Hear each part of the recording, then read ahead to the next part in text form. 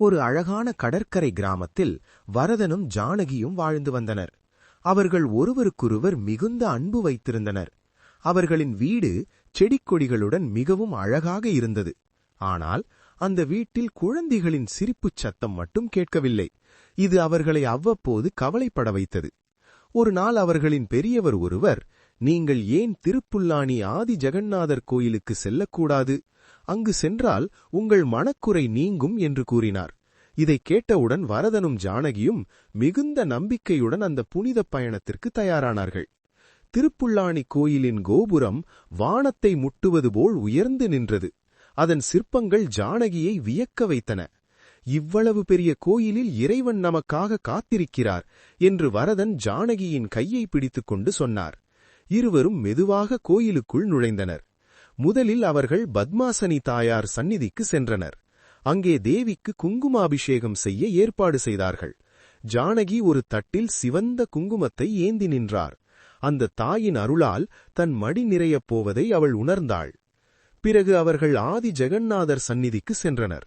அங்கே அர்ச்சகர் அவர்களுக்கு புனிதமான பாயாச பிரசாதத்தை வழங்கினார். அந்த பாயாசம் மிகவும் மணமாகவும் இனிப்பாகவும் இருந்தது. இது வெறும் இனிப்பல்ல, இது இறைவனின் ஆசி என்று அர்ச்சகர் வரதனிடம் கூறினார்.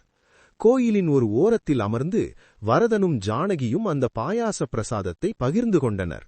ஒவ்வொரு துளி பாயாசத்தையும் அவர்கள் நம்பிக்கையோடு அருந்தினார்கள். அன்று இரவு அவர்கள் கோயிலிலேயே தங்கி இறைவனை மனதார வேண்டிக் கொண்டனர். காலம் உருண்டோடியது. 1 வருடம் கழிந்தது.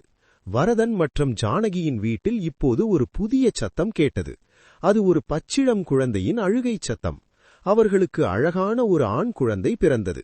அந்த குழந்தைக்கு அருள் என்று பெயரிட்டனர். அருள் வளர வளர அந்த வீடே மகிழ்ச்சியில் திளைத்தது. வரதன் குழந்தையுடன் விளையாடுவதில் தன் நேரத்தை செலவிட்டார். நம் வேண்டுதலை இறைவன் கேட்டுவிட்டார் ஜானகி என்று வரதன் குழந்தையை தூக்கி வைத்துக்கொண்டு மகிழ்ச்சியுடன் சொன்னார். அருள் நடக்கத் தொடங்கியதும் அவர்கள் மீண்டும் திருப்புல்லானி கோயிலுக்கு சென்றனர். இம்முறை அவர்கள் கையில் ஒரு சிறிய மரத்தொட்டில் இருந்தது. வேண்டுதல் நிறைவேறியதற்கு நேர்த்தி கடனாக அந்த தொட்டிலை கோயிலில் உள்ள ஒரு மரத்தில் அல்லது தூணில் கட்ட வேண்டும் என்பது அவர்களின் எண்ணம். வரதன் அருளை தூக்கிக் கொண்டு நிற்க ஜானகி தொட்டிலை கட்டி முடித்தார். அங்கே ஏற்கனவே 100கணக்கான தொட்டில்கள் கட்டப்பட்டிருந்தன. ஒவ்வொன்றும் ஒரு நம்பிக்கையின் கதை. வரதனும் ஜானகியும் அருளுடன் ஆதி ஜெகந்நாதரை வணங்கி மகிழ்ச்சியான இதயத்தோடு வீடு திரும்பினர்.